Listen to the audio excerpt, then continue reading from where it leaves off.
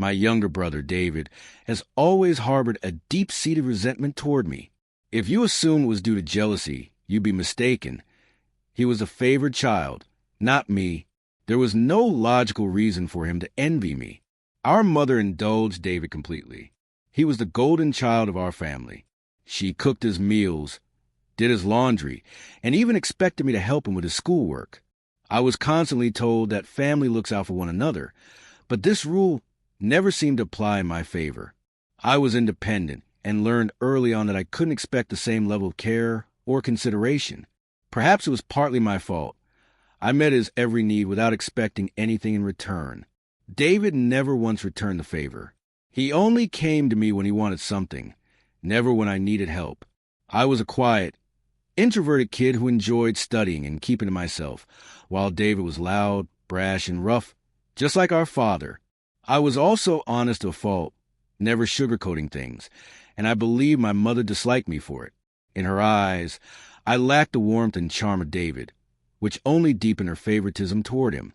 As a child, I accepted the unfair treatment. But when David started bullying me, everything changed. He mocked me for my height, for wearing glasses, for being different from him. He would sneak into my room, read my diary, and then report its contents to our mother, twisting my words to make me look bad. When I protested about the invasion of my privacy, my parents brushed it off as childish antics. That's just how brothers bond, my mother would say, dismissing my distress. David's behavior escalated.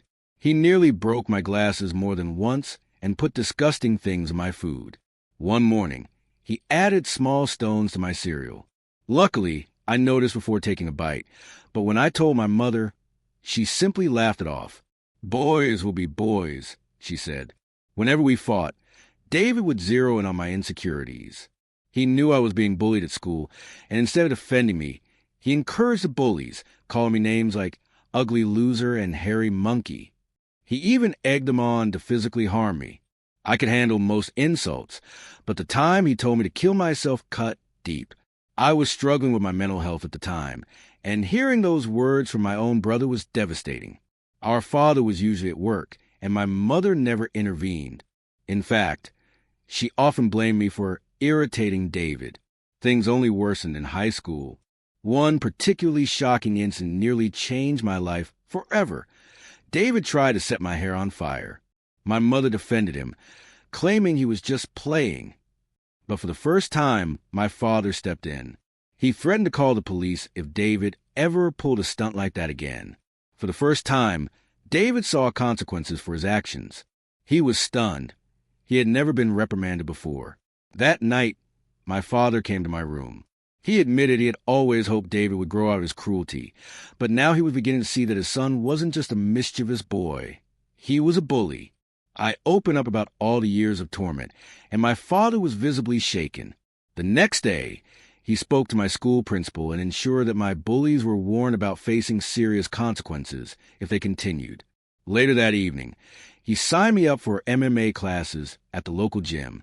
"You need to learn how to stand up for yourself," he said. At first, the idea of a nerdy kid like me learning to fight seemed laughable, but I was determined. I managed my time well, balancing my studies and daily workouts. The transformation was slow, but over time, the training reshaped both my body and my confidence. Then came the turning point. One day, David stole my pocket money, which I had been saving for weeks. I caught him just as he was about to cycle off with his friends. When I demanded he return my money, he sneered, "What are you going to do? Run to Daddy?" Something inside me snapped. I punched him square in the face.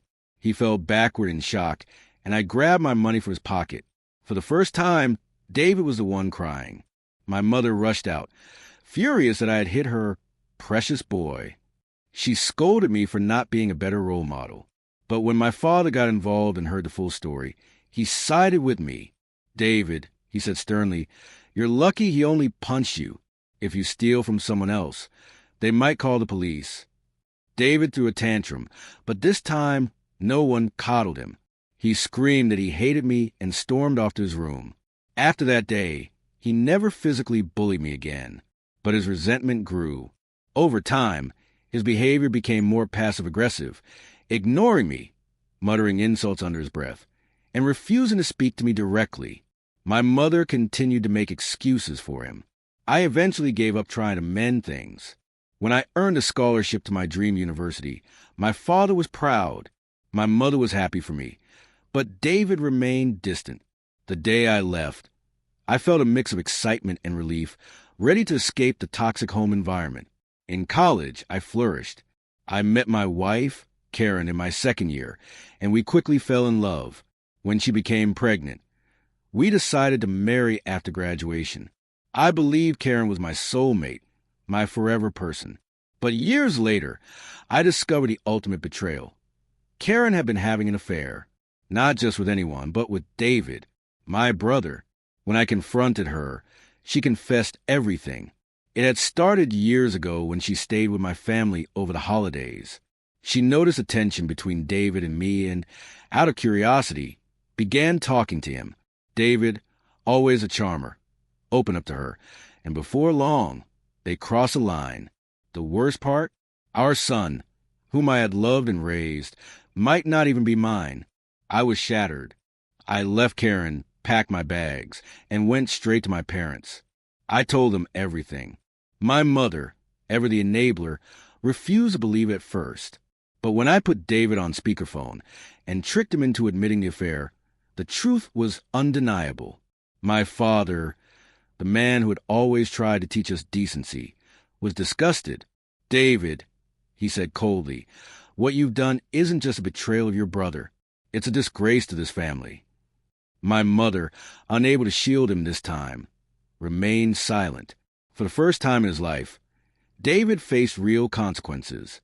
Our parents disowned him, and as fate would have it, they left me their $2 million inheritance.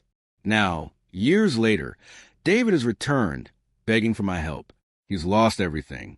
But after what he did, how could he possibly think I'd help him? Some betrayals are too deep to forgive.